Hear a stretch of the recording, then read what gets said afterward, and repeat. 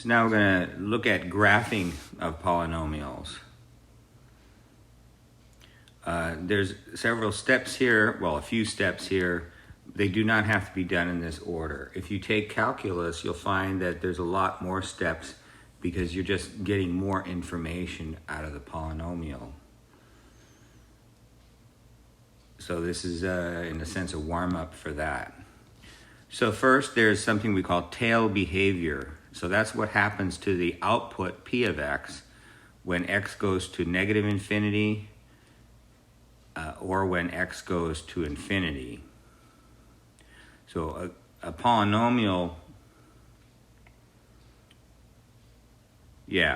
so that's called the tail behavior. So what happens to a polynomial is the tail behavior is either that as x goes to minus infinity, P of x will go to plus or minus infinity, one of those two.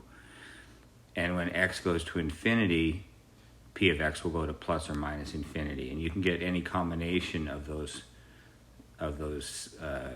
signs for the output, which means that you get a total of 4 possibilities.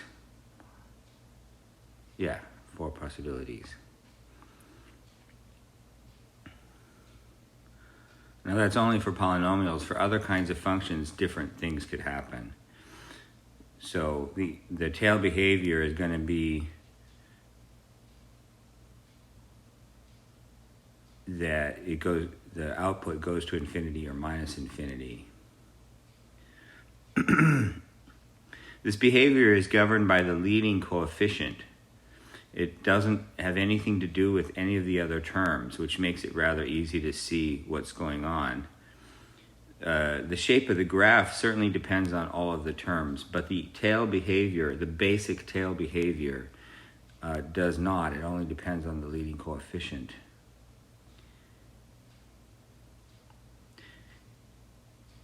And of course, the degree of the polynomial. What is n, right? So if a sub n is positive, and if n is even, for example, P of x equals x squared. Always think of these examples because other polynomials follow the same thing. So that's an example of an even polynomial, even order polynomial. The end behavior is as x goes to negative infinity, P of x goes to infinity, and as x goes to infinity, P of x still goes to infinity.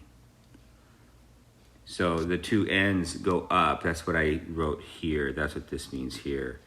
The two ends go up. The tail behavior is the ends go up. The tails go up in a sense. If n is odd, now this is for the leading coefficient positive.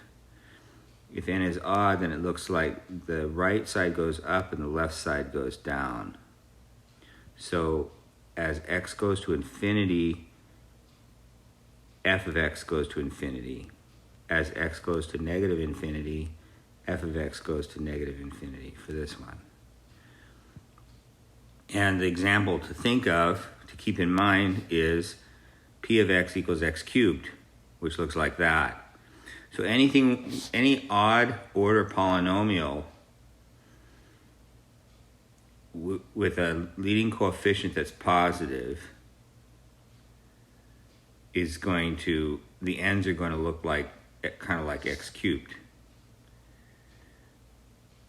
Now if the leading coefficient is negative, then these two just get flipped upside down. It's that simple. Not a whole lot to memorize here, right? So n even and n odd. N even, both ends go down. So this one means, what this means is, as x goes to minus infinity, P of x goes to minus infinity. And as x goes to infinity, P of x goes to minus infinity. And here, as x goes to negative infinity, P of x goes to positive infinity. And as x goes to infinity, P of x goes to negative infinity. It goes down. Okay.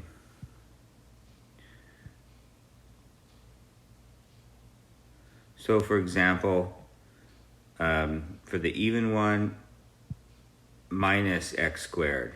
P of x equals minus x squared or negative x squared. Both ends go down.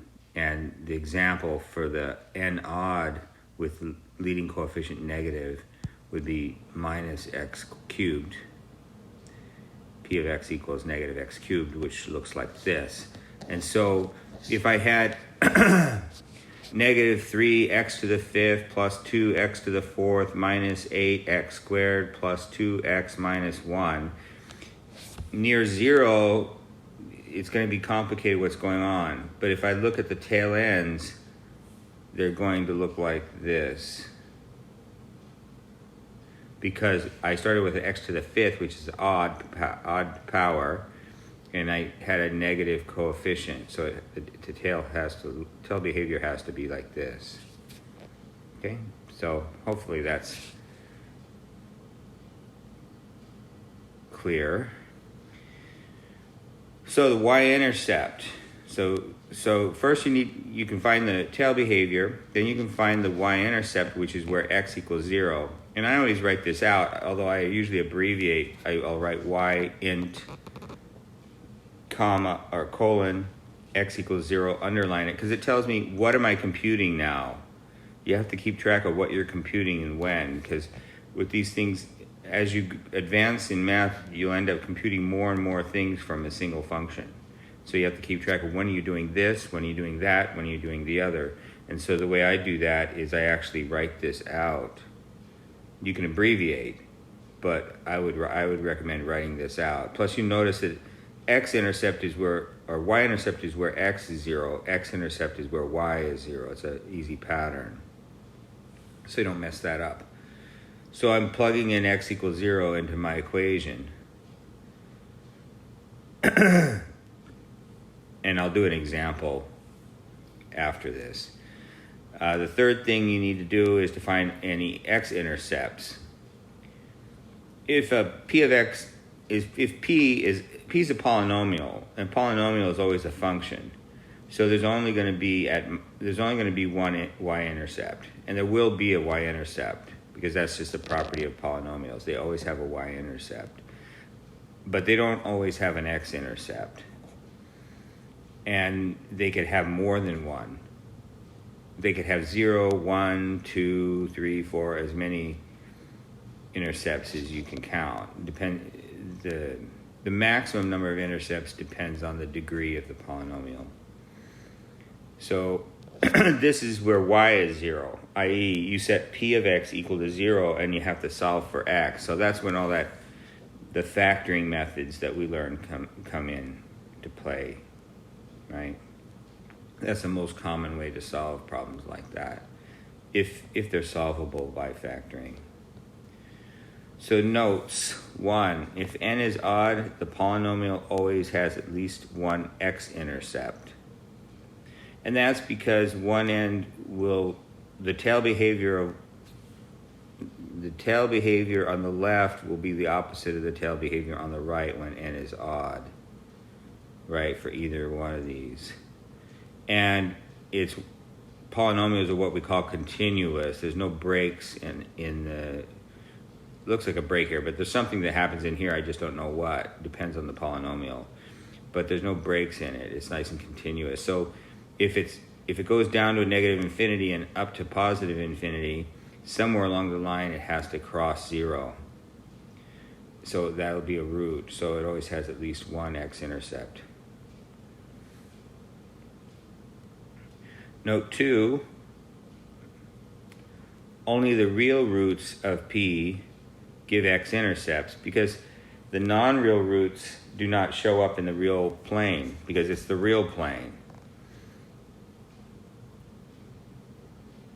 All right?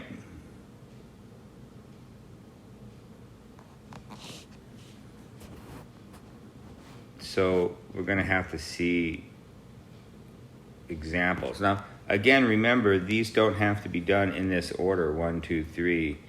Some people like to do the intercepts first and then do the tail behavior. That's perfectly fine.